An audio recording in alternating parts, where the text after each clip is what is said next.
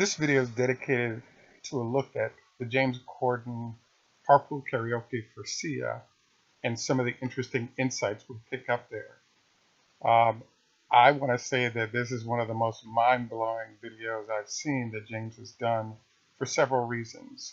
And I'll review the reasons and also review the aspects that one can learn from her as an artist. So the first thing that is mind-blowing is that I have to admit that I've hated Sia for quite a while, because every time I saw her with the hair on her head that covers her eyes, I just thought it looked dumb and I would not listen to an artist that did that.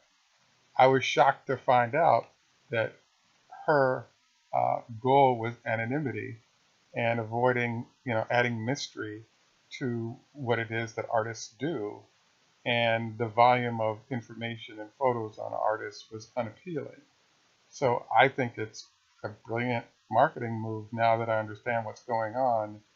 And I'm also impressed that she's willing to walk away from the potential income that comes with giving up your anonymity.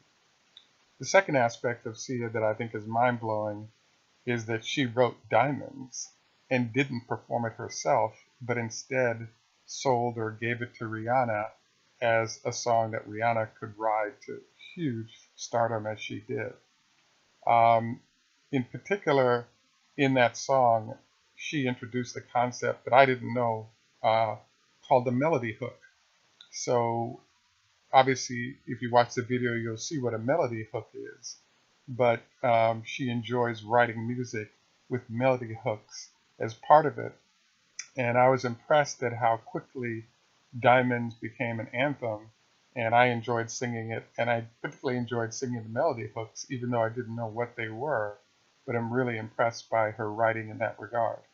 I also find it interesting watching James whenever there's an artist on that has a British accent. They naturally are warm to each other and leverage the accent for an intimacy that seems not to be there.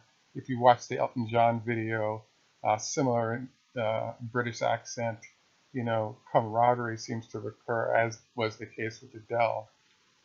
In Adele's case, she was really sensitive to the fact that she's part of being an ambassadorship for Britain, and so is James, and the fact that they want to choose a day to show off their country that would entice people to come and be part of their country and visit was part of what she was trying to address while she was out driving with him and doing her show.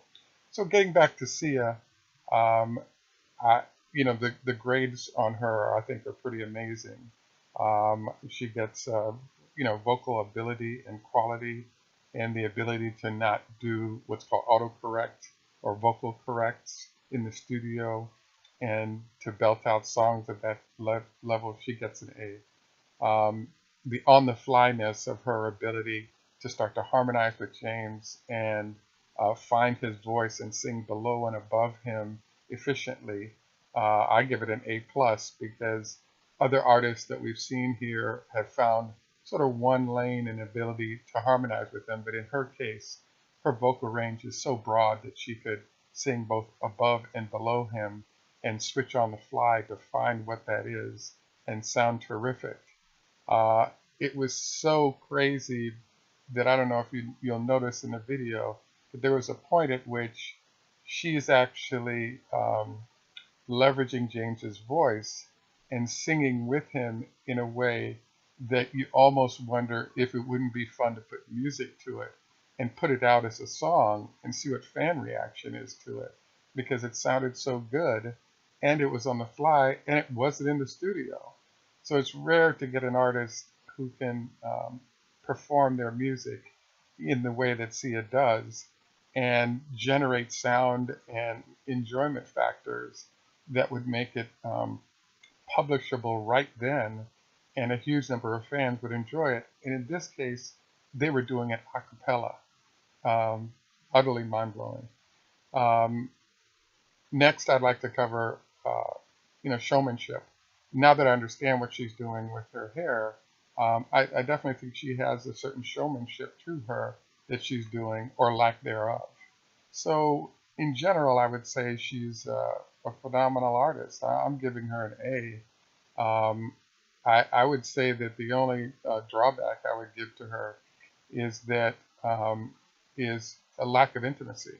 So if you think about it, singing about the diamonds, for example, is one of her songs, or drinking or partying, and all these other aspects are definitely ways that you want to enjoy life.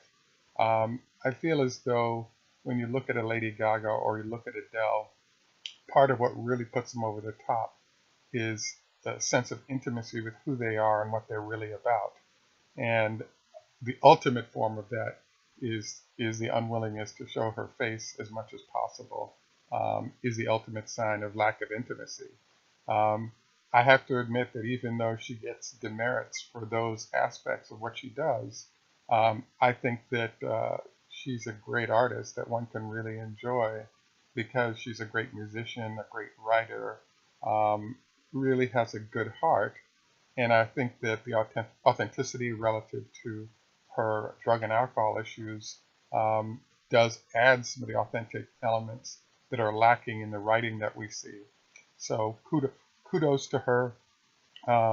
Hopefully in the future we can get more of an intimate look and listen, uh, because it's amazing to me that somebody who has, drug and alcohol issues might choose to do more party themed fare that may not include a discussion of her struggles with alcohol and drugs, which I think a lot of people are having right now.